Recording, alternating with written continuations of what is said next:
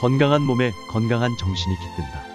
이 말은 1세기 후반에서 2세기 초반에 활동한 고대 로마의 시인 유벨랄리스의 풍자시에서 유래되었는데, 유벨랄리스가 의도한 의미는 로마 시대 검투사들의 근육을 풍자하여 건전한 육체에 건전한 정신까지 깃들면 바람직할 것이다 라는 것이며, 또 다른 의미는 부와 권력과 외모를 향한 야심은 좌절될 수 있으나 건강한 몸에 건강한 정신이 깃들 수 있다는 바람을 전하고자 했다는 것입니다.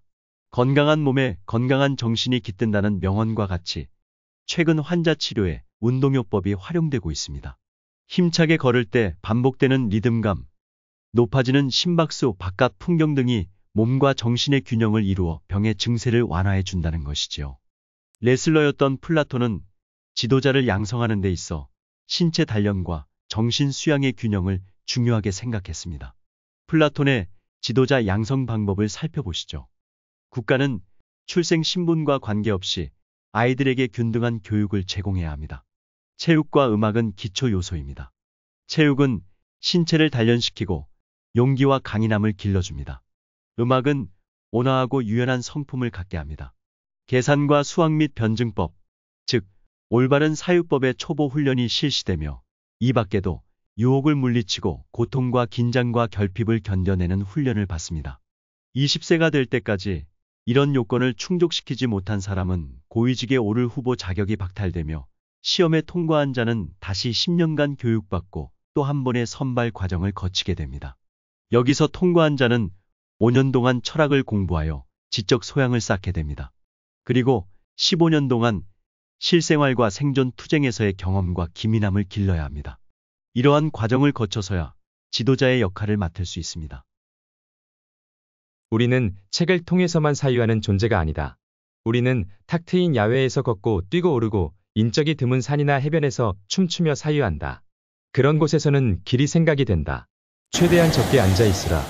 야외에서 자유로이 움직이며 근육을 쓰는 상태에서 해동하지 않은 생각은 무엇도 믿지 말라. 어제의 짐에 짓눌린 몸은 마음마저 우울하게 만든다. 호라티우스의 명언 중 대표적인 것을 살펴볼까요? 진정 행복하다고 부를 수 있는 사람은 부자가 아닌 신의 축복을 지혜로 사용할 줄 알고, 극심한 가난을 견뎌낼 줄 알며, 죽음보다 불명예를 두려워하고 소중한 친구나 조국을 위해 죽는 것을 두려워하지 않는 사람이다. 역경에 처했다고 상심하지 말고 성공했다고 하여 지나친 기쁨에 휩쓸리지 말라. 이 두 가지를 항상 마음에 새겨 두어라. 행복할 때 약속하지 마라. 화났을 때 답변하지 마라. 슬플 때 결심하지 마라. 사람들은 행복을 찾아 세상을 헤매지만 정작 행복은 손에 잡힐 만한 곳에 머물러 있다. 즉, 먼저 마음속에서 만족을 구하지 못하면 행복이라는 것은 결코 얻을 수 없는 것이다. 행복하고 싶다면 일단 웃기부터 해야 한다. 분노는 순간적인 광기다. 분노를 다스려라. 그렇지 않으면 광기가 너를 지배하리라. 하루하루를 그대의 마지막 날이라고 생각하라. 기대하지 않았던 내일이 온 것을 기쁨으로써 맞이하라. 순간을 즐겨라. 내가 헛되이 보낸 하루는 어제 죽어간 이들이 그토록 바라던 하루이다. 꿈의 목표를 설정해두고 욕구에는 고삐를 메고 분노는 길들이도록 하라. 몸 바깥에서 힘줄도 핏줄도 없이 정신을 떠오를 방법은 없다. 건강한 신체에서 영혼은 편안히 머물지만 병든 몸은 영혼의 감옥이다. 프랜시스 베이컨의 명언 중 대표적인 것을 살펴볼까요?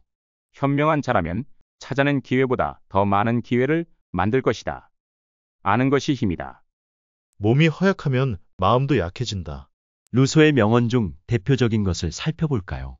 나의 마음은 항상 나의 다리와 함께 움직인다. 인내는 쓰다. 그러나 그 열매는 달다. 한 포기의 풀이 싱싱하게 자라려면 따스한 햇볕이 필요하듯이 한 인간이 건전하게 성장하려면 칭찬이라는 햇살이 필요하다. 서양 전통 철학은 평범하고 별 볼 일 없는 몸보다 마음의 작용을 더 높이 바라보는 경향이 있습니다. 영혼과 육체에 대한 전통 철학과 다른 의견을 가진 철학자들의 사고를 살펴보시죠. 소크라테스는 영혼이 육체라는 감옥에서 벗어날 수 있다고 생각하고 독배를 기꺼이 마셨다 합니다. 플라톤은 정신을 몸의 주인이자 지배자이며 육체는 악이 내재되어 있는 악의 덩어리로 보았지요.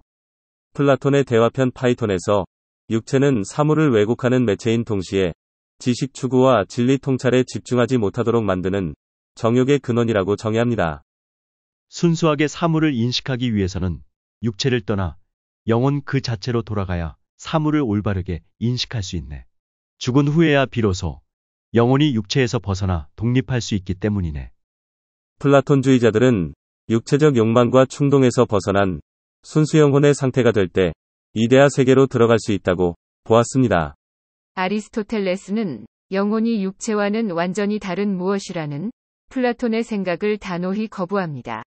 동식물의 유기체는 생명을 낳고 유지하는 데 필요한 한 목적의 방식으로 살아가기에 외부의 생명력 또는 물질 속으로 들어오는 모종의 정신은 필요 없다는 것이지요.